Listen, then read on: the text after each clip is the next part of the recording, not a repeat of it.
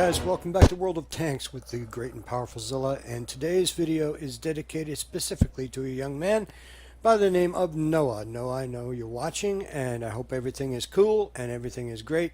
This one's dedicated to you because today I am talking about the M48A5, a tank with which I am intimately familiar because I lived on a darn thing for 6 years.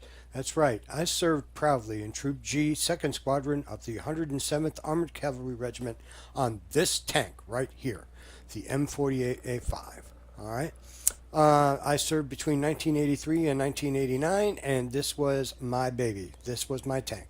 I started out as a driver, moved up to loader, gunner, and then eventually I was a tank commander in this tank. So I am going to wax a little bit long-winded on what is going on with the tank. First of all, the M48 overall was a development of the M26, then the M46, then the M47, then the M48. So you had the Pershing, the Patton, and then the M60 series, which was also called the Patton tank until we get into the M1 Abrams. When I was in, the M1 Abrams was top secret, and it was XM1 at that time, so, and it had a 105mm gun. So if that dates me, so be it. So let's take a look at the tank, and I'm going to be a little bit more specific with this one because I am intimately familiar with just about everything on this tank. First of all, it had a boat-shaped hull. Why did it have a boat-shaped hull?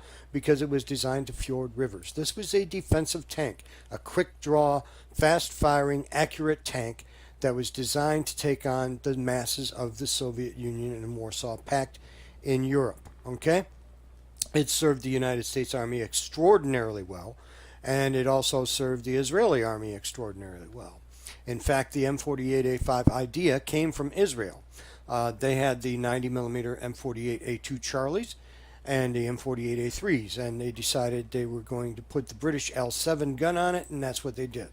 So let's take a look. First of all, you got your headlights here. Okay, this is infrared. This is a regular driving headlight. Okay, these bars are just there to protect it. This little box right here, that's a fire extinguisher. Tank's on fire, someone can come up to the front of the tank, pull that, and it'll put out the fires. Okay, this is the driver's compartment. It's got 3 viewpoints, 1, 2, 3. Okay, and this pipe right here is critically important for the tank crew. You know what that is? That's a heater. Inside here, right here, there is a heater that drips raw diesel onto a hot coil, and that provides heat throughout the tank. It's not much, but it's better than nothing, because believe me, everything on this tank is absolutely cold. Alright, driver sits right here. Most of the time you drive with your head up. This swings out this way. There's a latch right here that it catches onto, and it's supposed to stop it from coming back and bonking you in the head, which if it doesn't catch, it will do. Alright, so here's your, again, fire extinguishers right here. This is the headlights, and these are called tow hooks. They're used, you know, you put a chain around there, you pull something up, but when you mount the tank, you put your right foot up there, you grab hold of that, put your left foot up here, and climb up on top of the tank. Alright, so we've already gone over the heater pipe. These are torsion bar suspension. Okay, it's pretty good suspension. You've got these are stowage boxes for your tools. On one side you'll have your shovels and picks and all that other stuff. On the other side you'll have wrenches and stuff like that, and slave cables and stuff, big stuff. There's a long bar that's just about as long as this is, called a pry bar, a tanker bar, that's used to help change the track and whatnot. There's a humongous wrench called the Little John adapter that's used for the idler wheel adapter up here. Okay, these are air filters right here, and this is another storage box for tools, like a bag of wrenches and hammers and stuff like that. One of the things as a driver you would do is, and when you were idle and sitting around, you would take a ball peen hammer and you'd bang on each one of these end connectors, and you'd hear ping, ping, ping, ping, clunk. And if it clunked, you took your ratchet and you tightened it up, because that's a dead track. Okay? This is the final drive. This goes to a transmission unit. This whole thing is one big power pack back here. I'll explain that in a minute. Okay? Come to the back of the tank. This is where your exhausts are. This is a diesel. And these are your rear lights when you're following a tank. You see one dot. If you're too close, you see two. One dot's fine. Two is too close, and no dots, you're too far away. Okay, so that's for night driving.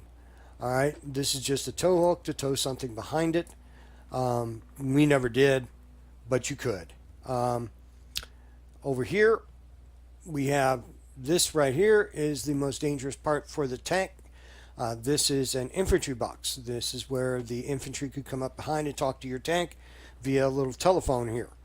Usually a TC would rip that out. TC is tank commander. Usually the TC would take that off because infantry standing behind a tank, and you believe me, your head comes to about here. You can't see him, and odds are he's going to get crushed by the tank. Okay, if the tank has to back up, and believe me, you back up a lot. Okay, let's take a look at the top of the engine deck. This right here, these fold up like this, and that's where you check your oil. You've got fuel bunkers on this side, fuel bunkers on this side. You've got oil on this side, you've got oil and transmission fluid on this side. This right here is called the travel lock. This folds up. Your gun turret is turned in reverse, and the gun is locked into place here for traveling. Okay, let's go over here. We've got another storage box, another air filter. These air filters are important. They were used for the NBC system.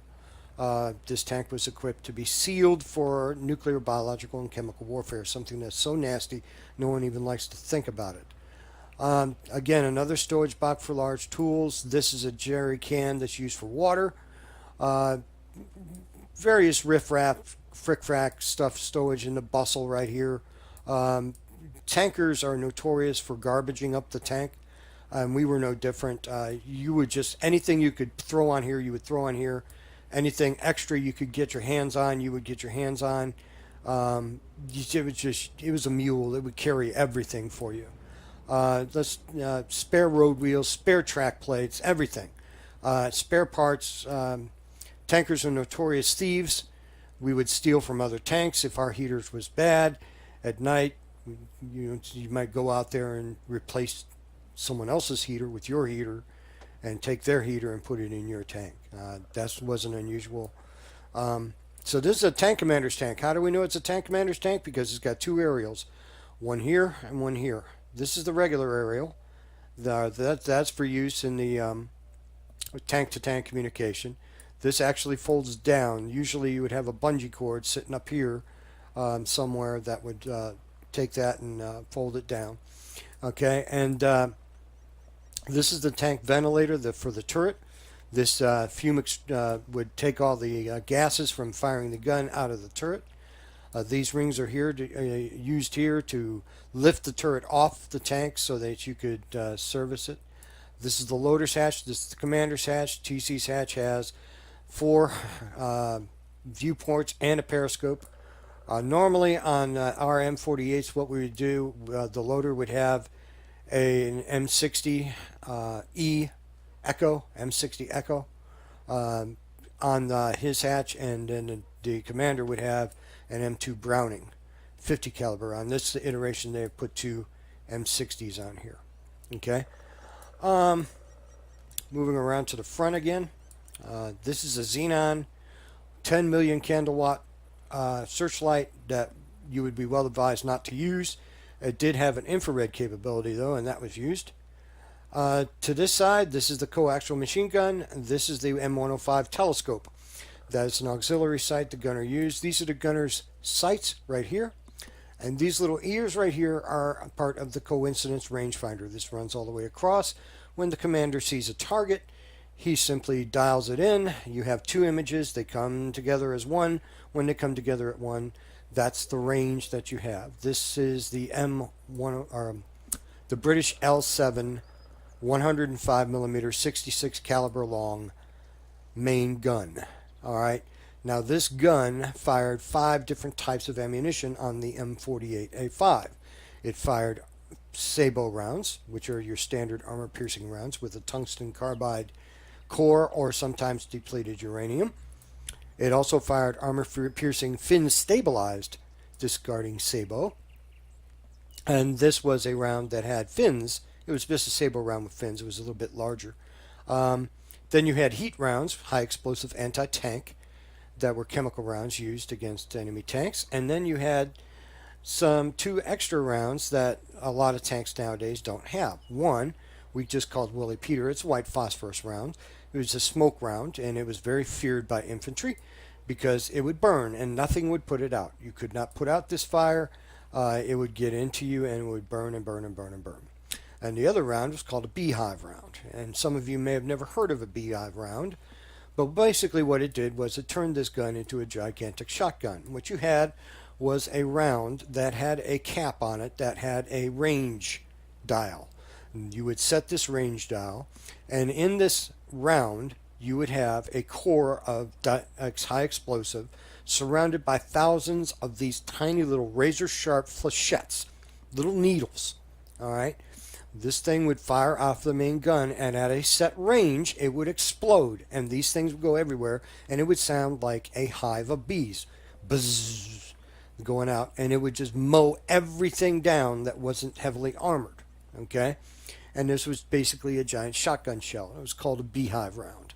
Okay, ammunition for the tank is stowed here and in the turret on the floor here, and in the back of the turret in a big bustle right here. The loader is here, the commander is here, the gunner sits way up front here, and the driver sits here. Driver has no access to the turret unless the turret is turned completely around. And if the driver is going to get out of here, the gun's got to be pointed just a little bit over here or just a little bit over there so he can get out of the hatch and climb out of the hatch. Okay, there is an escape hatch underneath the driver right down here. All right, that you never really used because it was a pain in the butt to get it back up there. I suppose in a war emergency it would be very important to use, but basically what the driver had to do is in this teeny tiny little compartment down here was stand up, drop the seat down so that it would fold back, and then pop the hatch and then let it drop to the ground and then climb out that way. This tank had 6 different fire extinguishing systems that were redundant. You had the 2 outside that I talked about, 2 in the driver's compartment, 1 at the gunner's station, 1 at the commander's station, 1 at the loader's station. Okay, and there were big canisters on this side that were attached to the engine for putting out fires. Fire was the big thing on this tank. Yeah, fires were a bad thing. A lot of people don't understand how a tank cannon works. The loader had these rounds. Now, heat rounds were hard to get in because this breech actually went back about here. Okay, so you don't have a lot of room to maneuver. Sabot, no problem. Armor-piercing fin stabilized sabot, a little bit harder because you had to tip the round up to get it into the main gun. The heat rounds were even longer, so they had a really hard time getting in there. You know, your high explosive rounds and your beehive rounds, they weren't bad at all. And your Willie Peter, that was the same size. So you had 3 rounds that looked almost exactly the same. The high explosive, the beehive, and the Willie Peter. They were just different colors, and you had to know what those were. Okay? And they weren't hard to get in. But the heat rounds, you had to maneuver a little bit to get in there. In the game, this thing fires, I think, every 6 seconds or so. Our standard was 2 to 3 seconds. If you went that long, the tank commander was probably kicking the loader in the head. You didn't have time for that. Yeah, you're 1 tank in a regiment in part of a platoon of 4, and you're trying to stop 800 freaking Soviet tanks coming at you. You don't have time to screw around. Okay, 1 shot, 1 kill, move on. Okay, antenna tanks first. So that is the overview of the M48A5. Again, I served on this tank for 6 years. I am very proud of that service. It is an excellent tank in the U.S. inventory. Some of them right now are actually serving another purpose entirely. They have been sunk in the Caribbean to provide living reefs for the fauna there in the Caribbean off of the Florida Keys. But my God, I love this. I love this tank. It brings back so many memories. When it's hot on the tank, you're hot inside. When it's cold on the tank, you're cold inside. The engine sucked air through the crew compartment. So no matter what it was outside, you constantly had cold air flowing through the tank into the engine in the back. And it made the tank very interesting life very interesting on the tank. So we're going to get into a game. In the game, it's a very good medium tank. It's got an excellent ammunition. You only got two types. You got this armor piercing composite rigid. It never actually fired that. And then high explosive, which we did have. And then you've got your premium rounds right here. These are premium rounds. I don't fire premium out of this tank. So high explosive plastic or HEP round. I use I use vents. I use vertical stabilizer because you fire on the move, and I fire medium caliber tank rammer. So we'll get into a co-op game. I'll narrate it from there, and you guys can see what this tank can do. But again, the M48A5. Shout out to Troop G members who remember. My God, my God. We had some times. Okay, Noah, that one's for you, buddy. Hope you enjoyed the video. All right, talk to you then. Bye. Okay, we got on the highway map. Look at that. M48A5, my God. And it acts and sounds the same way it did as when I operated it for real. So anyway, highway map, what do we got to do? Well, if you look directly north on the mini map, that's where the medium tanks go. The heavy tanks go into the city and they fight it out in the city. So that's where we're going to go. Artillery typically on this side will hang around that lower left-hand corner of the map. What you try to do in the M48 is get hull down, use ridges, use line of sight, expose as little of your tank as possible. Very much the same as we did when we trained against the Warsaw Pact and Soviet Union. And the idea is to poke up, take your shot, and back down. That's why the tank was constantly moving backwards and forwards. Typically an M48 in real life would only do about 30 miles an hour on a good day. And that's if your engine wasn't a dog. Sometimes you'd get an engine that was just a dog, and it wouldn't go. So what I do is I pull up here to this little knoll, and I've decided that's not a good position with two tanks together. So what I'm going to do is I'm going to poke this little ridge. You can see I'm on the reverse side of the slope, and what hits me is that Stridsvan over there. There's an S tank on that ridge, and I've been spotted, and he took a shot. So that did a little bit of damage to me. It hurt my turret ring. Okay, so I'm back off. I'm going to let these guys go out and take a look first, and then I'll use my superior gunnery to see if I can do some damage. There's a Chieftain Action X over there, or not Chieftain, Centurion Action X, and there is a scout tank over there. So I'm going to poke up and I'm going to take a shot, and I get a hit and immediately back down. And that's how you operated the M48 in real life. You come up, you take your shot, and you back it down. You don't want to stay exposed. All right. Although in real life there was a lot more smoke coming out of that gun than you have in the game. Okay? And again, up, back, up, back, up, back. Kind of like a little dance.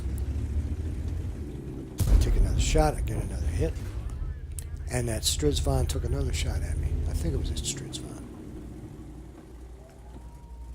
He's up on that ridge. And he got me again. Okay. So right now, if you look at the mini-map, you can see our team's ensconced in the city, and they're slugging it out there. The heavy tanks are slugging it out there, and all the medium tanks, except for a couple, are over here. Tank destroyers are on that ridge line across the middle, and that's where they should be.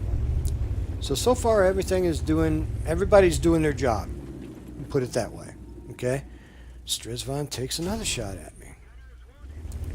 Okay, what's spotting me? Something is spotting me. I can't see it. I don't know where it's at. But they took that guy out, so maybe that was the one. Maybe that was the guy that was spotting me. I don't know. Game's still early. Can still go either way. And we are working this ridge. We're just working this ridge back and forth, back and forth.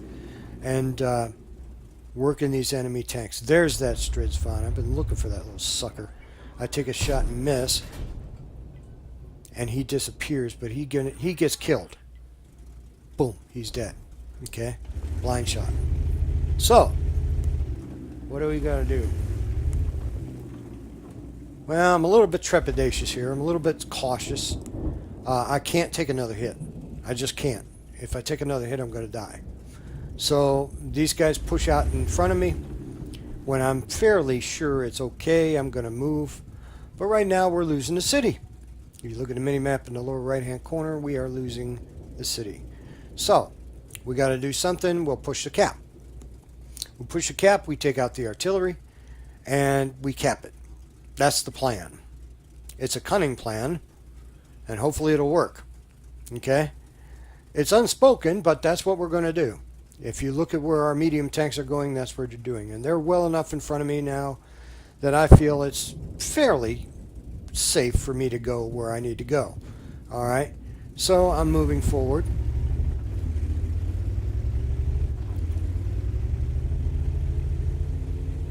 Just rolling along.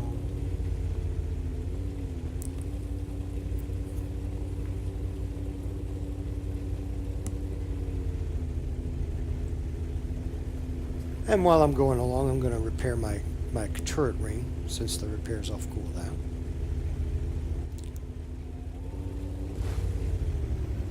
I'm going to come up, and I see that little draw in front of me, so I'm going to go up in that little draw.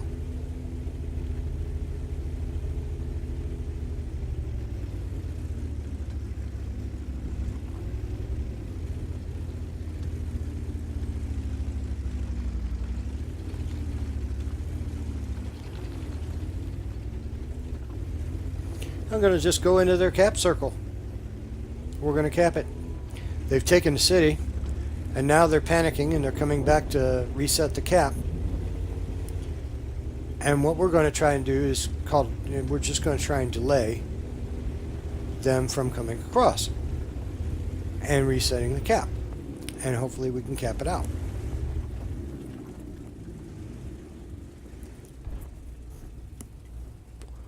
I've got this nice little block of bricks in front of me. I've got a shed that's destructible to my left, and I've got 2 silos in front of me. So I'm not a clean shot, and they're going to have to crest that ridge, and if they do, I can punish them with this 105mm gun. As it turns out, I don't need to. They are trying their best to get over here, but our team is doing an excellent job delaying them and making them bottleneck. They're trying to take their shots. They just can't get to me. And there's another tank in here with me. There's nothing they can do. It's game over. That's it. Victory. So that's how the M48A5 should be played, guys, and without getting hit like I did. Poke the ridge, take your shot. Poke the ridge, take your shot. Back down immediately. Do not stay there and try and slug it out. That's not the way the tank was designed, and that's not the way it plays in the game. And that is the M48A5. Until next time, you guys be good to each other and have a great day. Shout out to Noah.